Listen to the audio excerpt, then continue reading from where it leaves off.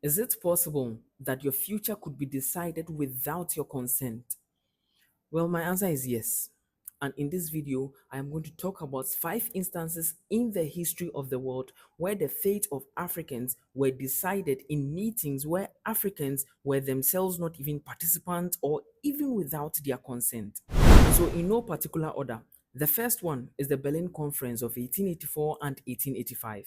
Now, this was the time that most of the Europeans were already trading with some of the Africans. And so, in order to prevent any disputes between, let's say, the French and the British, the Germans, and so on and so forth, they decided to have a meeting without a notice of Africans and decided in the meeting that they are going to draw borders. This part is for this particular people, this part is for the British, this part is for the Germans, this part is for the French.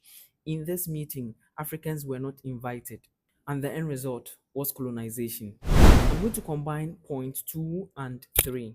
Now, for point 2, we have the post World War One border redrawing.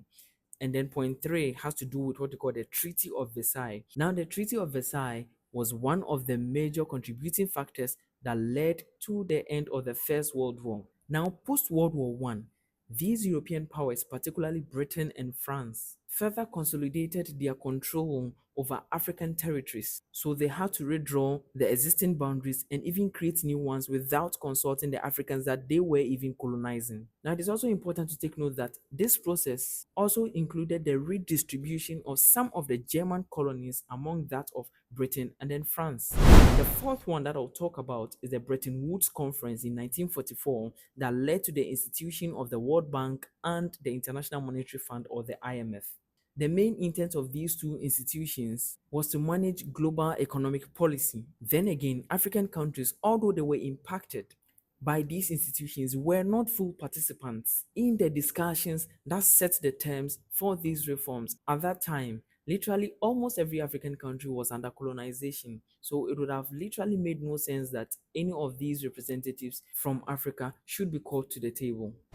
The fifth one that I'll talk about is what we call the Dakar Conference. Now, this particular conference focused on the integration of European territories in Africa and specifically most of the French-speaking countries. And it involved some French metropolitan officials and colonists, but then again excluded significant participation of Africans in shaping the future of the continent's political and economic landscape. And so there you have it. It is highly possible that your future, the fate of your country, can be decided without your consent or without your notice.